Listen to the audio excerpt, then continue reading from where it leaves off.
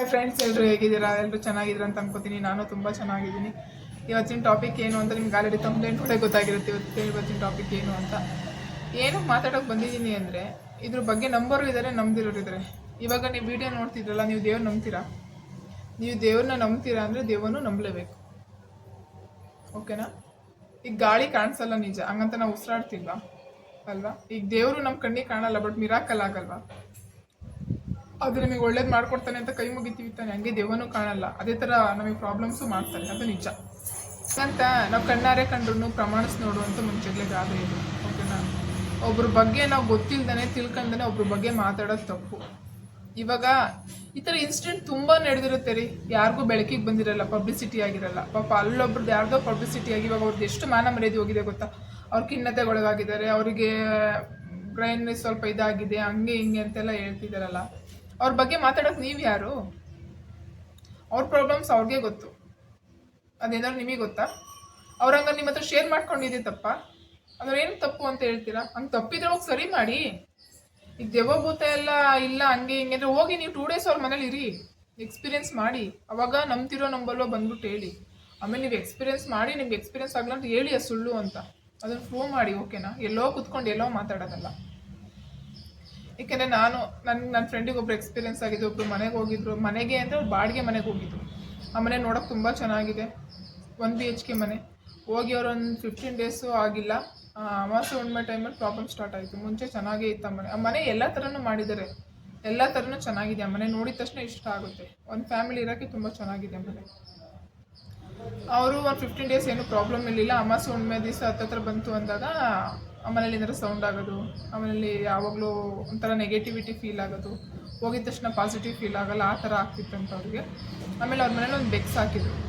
15 days ಆದಮೇಲೆ ಬೆಕ್ಸ್ ಹಾಕಿದ್ರು. ಅವಾಗ ಹಿಂದೆ ಮುಂದೆ ಅಮಾವಾಸ್ಯೆ ಹುಣ್ಣಿಮೆ ದಿವಸ ತಂದು ಒಂದು 2-3 ದಿವಸ ಚೆನ್ನಾಗೇ ಇತ್ತು. ಹಿಂದೆ ಮುಂದೆ ಅಮಾವಾಸ್ಯೆ ಹುಣ್ಣಿಮೆ ಅಂದ್ರೆ ಯಾವುದೋ ದಿನ ಬಂದಾಗ ನೈಟ್ ಅವ್ರ ಜೊತೆ ಬೆಡ್ ಮೇಲೆ ಮಲಗಿದ್ದು. ಹೋಗಿ ಅಡುಗೆ ಮನೆಗೆ ಹೋಗಿ ಕಿರ್ಚೋದಂತೆ, ವಾಶ್ರೂಮ್ಗೆ ಹೋಗಿ ಕಿರ್ಚೋದು, ಹಾಲ್ಗೆ ಹೋಗಿ ಅಂದರೆ ಬೇಕು ಒಂಥರ ವಾಯ್ಸಲ್ಲಿ ಕಿರ್ಚುತ್ತಲ್ಲ, ಕೂಗುತ್ತಲ್ಲ, ಆ ಥರ ಮಾಡೋಕ್ಕೆ ಸ್ಟಾರ್ಟ್ ಆಯಿತು.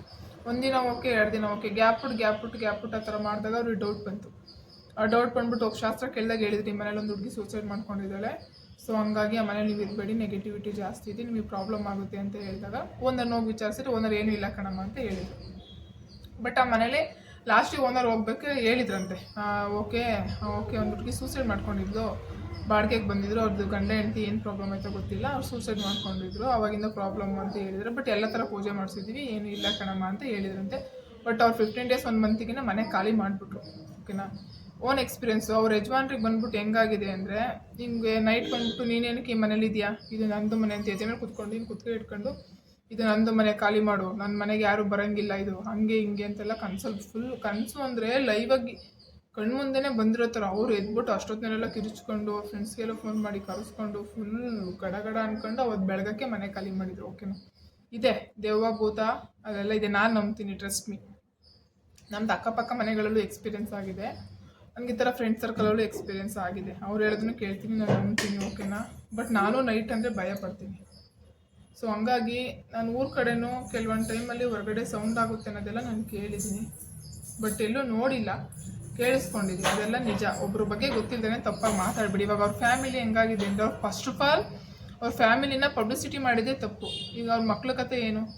ಇವಾಗ ಎಲ್ಲೇ ಹೋದ್ರೂ ಈ ಥರ ಪ್ರಾಬ್ಲಮ್ ಅಂತ ಬ್ಲೇಮ್ ಮಾಡಿ ಮಾಡಿ ತೋರಿಸ್ದಾಗ ಅವ್ರಿಗೆ ಹೆಂಗಾಗಲ್ಲ ಅಲ್ವಾ? ಸೊ ಹಂಗಾಗಿ ಒಬ್ರನ್ನ ಪಬ್ಲಿಕ್ಕಿಗೆ ಎಳಿತಿದ್ದೀವಿ ಅಂತ ಅಂದರೆ ಅವ್ರ ಸಿಚುವೇಶನ್ ಏನು, ಅವ್ರ ಮನಸ್ಥಿತಿ ಹೇಗಿದೆ, ಏನಕ್ಕೆ ಎತ್ತ ಎಲ್ಲ ಹಿಂದೆ ಮುಂದೆ ಎಲ್ಲ ವಿಚಾರಿಸಿ ಎಲ್ಲನೂ ತಲೆಯಲ್ಲಿ ಇಟ್ಕೊಳ್ಳಿ, ಅವ್ರನ್ನ ತೋರ್ಸೋಕ್ಕಿಂತ ಮುಂಚೆ, ಓಕೆನಾ? ಇಲ್ಲಾಂದರೆ ಒಬ್ರ ಬಗ್ಗೆ ಕೀಳಾಗಿ ಮಾತಾಡ್ಬಿಡಿ. ನೀವು ನಂಬಲ್ಲ ಅಂದರೆ ದೇವಗಳನ್ನ ಬಿಟ್ಬಿಡಿ.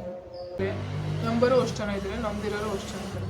ಒಬ್ಬರ ಬಗ್ಗೆ ನಾನು ಇವಾಗ ಹೇಳಕ್ಕೆ ಬಂದಿರೋದು ಇನ್ನೊಂದು ಏನು ಉದ್ದೇಶ ಅಂತ ಅಂದರೆ, ಒಬ್ರ ಬಗ್ಗೆ ಗೊತ್ತಿಲ್ಲದೇ ಫುಲ್ ಡೀಟೇಲಾಗಿ ಅವ್ರ ಬಗ್ಗೆ ತಿಳ್ಕೊಂಡ್ರೆ ಯಾರ ಬಗ್ಗೆನೇ ಯಾರು ಏನು ನೆಗೆಟಿವ್ ಆಗಿ ಮಾತಾಡಬೇಡಿ. ಒಂದು ವರ್ಷ ಪಾಸಿಟಿವ್ ಆಗಿ ಮಾತಾಡಿದರೆ ಅವ್ರಿಗೆ ಹೆಲ್ಪ್ ಆಗುತ್ತೋ ಬಿಡುತ್ತೋ ಸೆಕೆಂಡ್ರಿ, ಪ್ರಾಬ್ಲಮ್ ಅಂತೂ ಆಗಲ್ಲ. ಬಟ್ ನೆಗೆಟಿವ್ ಆಗಿ ಮಾತಾಡಿದ್ರೆ ತುಂಬ ಪ್ರಾಬ್ಲಮ್ ಆಗುತ್ತೆ. ನೆಗೆಟಿವ್ ಆಗಿ ಮಾತಾಡಬೇಡಿ. ನಾನು ವೀಡಿಯೋ ಮಾಡಿದ ಉದ್ದೇಶ ಇಷ್ಟೇ.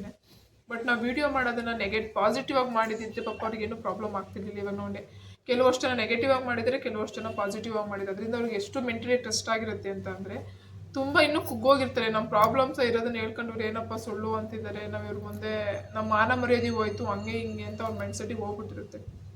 ಸೊ ಹಂಗಾಗಿ ದಯವಿಟ್ಟು ಯಾರ ಬಗ್ಗೆನೂ ಏನೋ ಗೊತ್ತಿದ್ದಾನೆ ಮಾತಾಡಬೇಡಿ ಫ್ರೆಂಡ್ಸ್.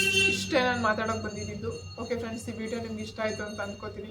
ಇಷ್ಟ ಆದರೆ ನನ್ನ ಚಾನಲ್ನ ಯಾರೆಲ್ಲ ಫಸ್ಟ್ ಟೈಮ್ ನೋಡ್ತಿದ್ರು ಅವರು ಸಬ್ಸ್ಕ್ರೈಬ್ ಮಾಡೋದನ್ನು ಮರಿಬೇಡಿ. ಹಂಗೆ ಇಷ್ಟ ಆದರೆ ಒಂದು ವಿಡಿಯೋ ಲೈಕ್ ಕೊಡಿ. ನೆಕ್ಸ್ಟ್ ವಿಡಿಯೋದಲ್ಲಿ ಸಿಗ್ತೀನಿ ಫ್ರೆಂಡ್ಸ್. ಬಾಯ್.